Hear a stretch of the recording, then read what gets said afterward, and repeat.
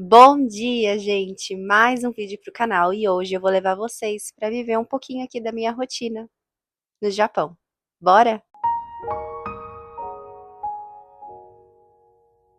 Meu dia começa sempre assim: um bom café e meu tempo devocional. Sempre separo os primeiros minutos, horas, depende do dia, para o meu tempo devocional. É o tempo que eu tenho para me conectar com Deus, para edificar o meu espírito. Eu tô começando a ler a Bíblia do zero novamente. Agora eu tô em 1 Samuel.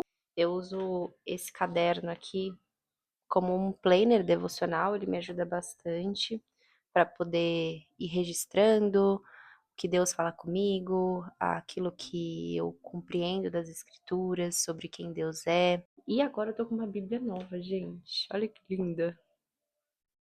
E ela me ajuda mais com uma Bíblia de estudo ainda, mais do que essa daqui que é a minha raiz.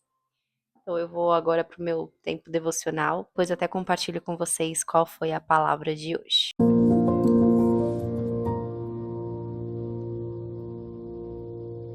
Termina meu devocional, momento que eu vou tomar café da manhã. Hoje foi o Bruno que fez café pra mim, um pãozinho com ovo e uma fruta. Sinto muita falta do mamão do Brasil. Mamão de manhã é tão gostoso. Aqui eu como o kiwi amarelo, ele é muito gostoso. Acho que tem aí no Brasil também, né? E eu quero compartilhar com vocês a palavra de hoje. Mas eu vou tomar aqui meu café e daqui a pouco eu volto. Termino de tomar café, já deixo as coisas pro almoço no jeito e saio para treinar. Esse horário da manhã eu sempre deixo reservado para esse momento de autocuidado. A academia é bem pertinho daqui. Enquanto eu vou indo para lá, eu vou compartilhando com vocês a palavra de hoje. A desobediência que o povo de Israel teve. Então, no livro de Josué fala que o povo tomou posse da terra prometida, mas depois que Josué morreu, o povo começou a desobedecer, a se perder, a não se permitir ser exortado, ser corrigido. Deus levantou juízes por misericórdia para poder ajudar o povo, e ainda assim o povo começou a adorar outros ídolos, começou a se esquecer de Deus, mesmo tendo prometido que eles serviriam a Deus. E aí vem o livro de Ruth e logo vem 1 Samuel, quando Ana tem um filho, que é o grande profeta Samuel, que ela consagra a Deus para que servisse ao reino. E Samuel, ele começa a viver esse propósito que Deus tinha na vida dele, né? Levar o povo ao arrependimento. E a palavra de hoje, ela nos leva a refletir sobre quantas vezes a gente caminha em desobediência, a gente caminha com a força das nossas próprias pernas, do nosso próprio braço, e a gente entra numa religiosidade. Tem uma parte da palavra de hoje que mexe muito no meu coração, quando fala que o povo percebeu que perdeu uma guerra porque a Arca da Aliança não estava com eles. E eles acreditavam que se eles trouxessem a Arca da Aliança, eles venceriam a batalha. E como muitas vezes a gente faz isso na nossa própria vida, a gente acredita que coisas religiosas vão fazer com que Deus vença batalhas na nossa vida, que a gente conquiste coisas que a gente quer. E o quanto Deus mostra que isso é religiosidade, né? Não era a Arca da Aliança que ia fazer eles vencerem. Eles precisavam se arrepender dos pecados, se arrepender de adorar outros ídolos, se arrepender de ter se afastado da presença santa de Deus. Durante essa palavra de hoje, eu fui levada a meditar o quanto nós caminhamos em obediência a Deus, não pelo que Ele pode nos dar, ou porque é o certo a se fazer, porque isso também muitas vezes nos torna separados de Deus, porque Deus não quer que a gente obedeça, porque a gente tem que obedecer, mas o quanto a obediência é um lugar de paz, a obediência é um lugar de presença do Senhor, a obediência é um lugar de resposta ao amor de Deus. Quando a gente sabe quem Deus é, que Ele é a fonte, que Ele é o único capaz de jorrar rios de águas vivas, e é nele o nosso lugar, nós obedecemos porque recebemos do teu amor. Creio que viver aqui no Japão me ensina cada dia mais isso na prática. Nesse lugar que eu vou lançando as minhas raízes nele, me arrependendo e mergulhando para viver como filha amada, porque eu tenho um pai e você também. Através de Jesus nós temos um pai. Amém. Cheguei aqui, bora treinar. Vou mostrar um pouquinho do meu treino de hoje para vocês. Na verdade, vamos ver se eu consigo, né? Porque aqui na academia não pode filmar muito.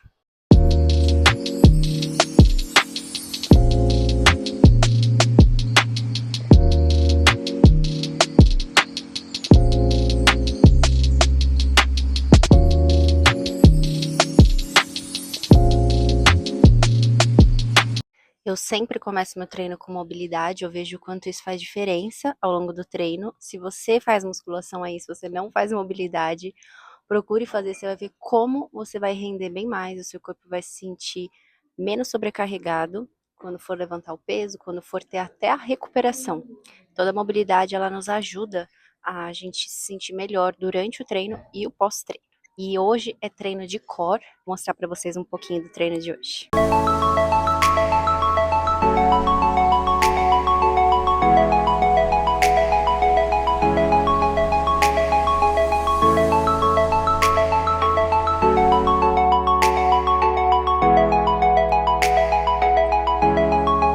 Terminei meu treino, venho direto para casa e direto para a cozinha, que agora é hora de fazer almoço. Vou almoçar aqui com o Bruno. Hoje a gente vai comer arroz, um franguinho, uns legumes, uma salada. E hoje o Bruno viaja ao trabalho, volta só umas 9 horas, então a gente tem um tempo de qualidade, de almoço, até ele sair. E à tarde eu faço minhas coisas.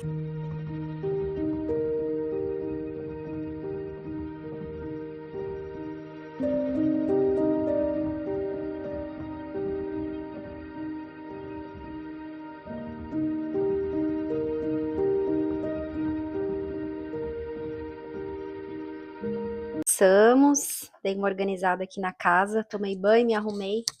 E agora eu vou tomar um cafezinho. Vou fazer discipulado com o meu pastor aqui da igreja. Lá no Brasil eu frequentava na Lagoinha e aqui a gente frequenta a igreja Grace and Life Family com o pastor Davi. Vou fazer o meu discipulado agora com ele, depois vou organizar a casa, fazer uma faxina, guardar a roupa, que tem coisa para fazer. E depois vou estudar japonês. Eu quero mostrar para vocês estudando japonês, gente. Porque eu imagino que para vocês seja uma curiosidade mais aí de como que é aprender o japonês, uma língua tão diferente. Eu tô gostando bastante. Vou mostrar com mais detalhes. Vou até gravar um pouco eu falando o japonês pra vocês. Bora, eu tomar meu cafezinho, fazer meu discipulado e continuar aqui ao longo do dia. Seguimos, acabei de sair do discipulado, vou fazer um lanche rápido. Eu vou comer um iogurte proteico com granola, com uva e depois vou continuar aqui na função dona de casa antes de estudar Nihongo.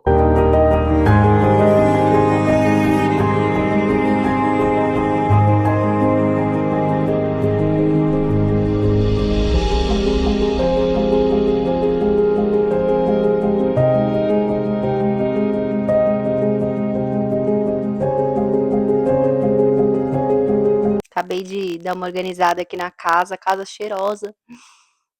Vou agora me preparar para estudar, mas queria só compartilhar com vocês, né? Para quem não sabe, eu antes de morar aqui no Japão, eu já morava com o Bruno lá no Brasil. E lá eu também já era dona de casa, já tinha saído da casa dos meus pais. Mas lá eu também trabalhava. Então eu tinha uma perspectiva da visão de ser dona de casa de uma outra forma, porque era muito mais sobre um ato de serviço, sobre uma rotina rápida e prática para a vida funcionar. E foi vindo para cá, eu dei uma pausa no meu trabalho, eu trabalhava como terapeuta, atendia pessoas, sou formada em educação física, trabalhei na área por um tempo, depois fui para a área do autoconhecimento. Eu coloquei toda a minha energia aqui no meu lar, no meu desenvolvimento, na minha adaptação, para eu conseguir estar inteira aqui, que eu comecei a ter a percepção que ser dona de casa, cuidar do seu lar, vai muito além de dobrar roupa, de limpar um chão, de cortar uma fruta, de lavar a cozinha. É realmente um ato de rendição, onde a gente aprende muito sobre humildade, a gente aprende muito sobre servir por escolha e não porque a gente é obrigada. Eu tenho crescido muito nesse lugar aqui, que é muito desconfortável muitas vezes. E se você é mulher, eu imagino que você também já possa ter sentido isso, mas que eu venho desconstruindo, venho enfrentado esse desconforto e encontrado um lugar de adorar a Deus nesse lugar e aonde a gente não é vista, aonde a gente não tem muito reconhecimento, mas aonde está a gente com a gente mesma, servindo o nosso lar, a nossa família e aprendendo sobre valorizar muitas coisas que a gente às vezes não percebe na rotina do dia a dia, que é muito rápida, acelerada. Creio que essa fase tem me forjado muito e eu vejo hoje o cuidado com a casa de uma outra forma. Faz sentido aí pra você? Bora pra aula de japonês, gente. Aqui a plataforma, não sei se vocês sabem, mas eu faço com a Ananda. Ela é super conhecida aqui no Japão, é uma brasileira que tá há anos aqui. Essa é a plataforma dela. Aqui foi quando eu aprendi todo o alfabeto do hiragana e do katakana em japonês. Ainda não aprendi kanji, tá? Não sei se vocês têm essa curiosidade, mas eu aprendi o hiragana e o katakana. E aí aqui a gente vai para os módulos. E aí agora eu tô começando a aprender a estrutura gramatical, a formar frases. Vou tentar explicar para vocês um pouco do que eu tô aprendendo hoje. Tô aprendendo sobre nacionalidade. Kuni é país e kuni-jin, esse sufixo jin, se torna a nacionalidade. Então, Brasil é o país, brasileira é a nacionalidade. Daí ela tá explicando como que é a forma de falar, como que escreve, como que a gente coloca isso numa frase para falar eu sou brasileira, tal pessoa é japonês. E aí agora ela tá fazendo uns exercícios e eu vou fazer ao vivo aqui com vocês, vamos ver se eu acerto. E aí eu vou aprendendo aqui junto com vocês. Johnson wa American Jin desu. Johnson wa American Jin desu. É isso. O que é esse desu? O desu é quando a gente afirma a frase. O Johnson é uma forma de respeito que a gente diz para o outro. Então, quando a gente vai se referir ao outro, a gente sempre vai falar san. Então, Juliana san, Bruno san. No caso, John san. O a, eu não sei explicar direito o que ele é em si, mas ele é o que conecta o que a gente está falando. E aí a gente coloca o Jin para dizer que ele é americano. Então, John san wa American Jin desu. O John, ele é americano. Vou tentar chutar o meu aqui antes até de continuar aqui. Eu quero dizer assim, eu sou brasileira. O eu é watashi, e aí eu uso o wa, e aí eu uso o brasileira. Olha como fica diferente o Brasil, gente. Brasil é Buradiru. Então, Buradiru Jin, para se tornar brasileira. Então, watashi wa Buradiru Jin desu. O que eu disse? Eu sou brasileira. Acho que é por aí. Quem aprende japonês e fala se eu tô certa, que agora eu chutei aqui. Nem tô junto com a professora, mas vamos continuar. Natari-san wa igirisu jin desu. Natari-san wa igirisu jin desu. Igirisu jin seria inglesa. Então, a Natália, ela é inglesa. De hoje também foi sobre a partícula mo, que significa também.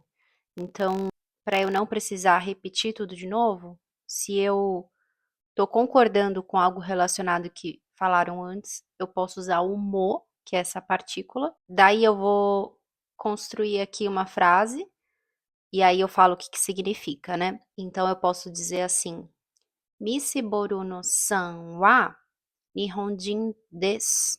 Missikayo san mo Nihonjin desu ka? O que eu falei? Eu falei, o Bruno Missi é japonês. E o Caio Missi também é japonês? O deska, quando a gente fala com K, é porque a gente está perguntando. E o mo é aquele sufixo que fala também. Aí sim, o Caio, ele é irmão do Bruno e ele também é japonês. Então eu diria assim, Hai, Nihonjin desu. Ou Hai, Missi Kaio-san mo Nihonjin desu. Então sim, ele também é japonês. Mais ou menos por aí, acho que eu construí hoje. Mas acho que tá caminhando, hein, galera? Tá caminhando. Fico só pensando como que eu vou praticar no dia a dia tudo isso, né? Mas bom que eu tenho o Bruno aqui, que fala japonês fluente. Eu quero começar a colocar no dia a dia algumas coisas, sabe? Pra tentar praticar mesmo. O que vocês acharam? Que o japonês é difícil? Não é? Bom, eu até agora achei que o japonês ele é mais polido. Então, você vai usar mais palavras do que você usaria no português. Então, no português, a gente não vai usar o san, no português, a gente não vai usar o des, a gente vai usar um ponto só, né? Ou a nossa entonação da forma que a gente está falando já demonstra se é uma pergunta ou se é uma afirmação. Não vai usar o cá para perguntar. E aí parece que a frase fica maior, né? Mas em compensação, no Japão, é muito mais fácil a questão gramatical. O verbo, ele é muito mais fácil, não tem tantas conjugações como tem no Brasil. Aqui não tem muita também diferença entre os gêneros para você colocar um artigo para você se referir a alguém. Ou seja, parece que fica mais fácil na questão gramatical para você aprender. Mas parece que fica maior a frase. E realmente eu já tinha essa sensação, porque quando eu tô na igreja e tem culto bilíngue, e eu tô vendo as pessoas traduzindo, às vezes eu falo assim, meu, a pessoa falou só 3 palavras, e aí a pessoa vai traduzir, demora muito mais pra falar. Aí eu falo, nossa, agora eu tô entendendo o porquê de tudo isso. Realmente, o japonês é mais polido, mas em compensação, ele também tem as suas facilidades. E assim vamos. Vamos continuando, vamos aprendendo. Só sei que eu termino a aula de hoje dizendo Watashi wa Burajuryujin desu. Eu sou brasileira. Hora do jantar. Fiz uma sopinha nesse frio, gente. Eu acho que eu vou querer fazer sopa todo dia de janta. Tô fazendo umas torradas também no forno. Uma sopa de carne com macarrão e legumes. Mas tô precisando aprender novas receitas de sopa. Quem é boa aí de receita de sopa, quero receitas, por favor. Compartilhem comigo receitas de sopa, porque daqui até março é só frio, galera. Então, para esquentar o corpo, sopinha é delícia, né? Tô esperando o Bruno, ele já deve estar chegando. A gente vai jantar. Normalmente à noite, depois que a gente janta, a gente fica junto. À noite a gente faz nosso devocional, termina o nosso dia. Acho que agora já tô começando a finalizar o nosso vídeo, tudo que aconteceu no dia de hoje. Se vocês gostam que eu compartilhe assim um pouco da minha rotina, se vocês querem mais vídeos assim, não se esqueça de se inscrever no canal, compartilhar, curtir, comentar, que tudo isso ajuda para a gente entregar para mais pessoas e mais pessoas viverem aqui essa experiência de imigrante comigo aqui no Japão e com a gente, né? Porque vocês vão vivendo tudo isso comigo. Torradinha tá pronta. Bora comer? Obrigada por assistirem mais um vídeo. Estamos juntos. Que cada vez mais a gente cresça em espírito e em verdade.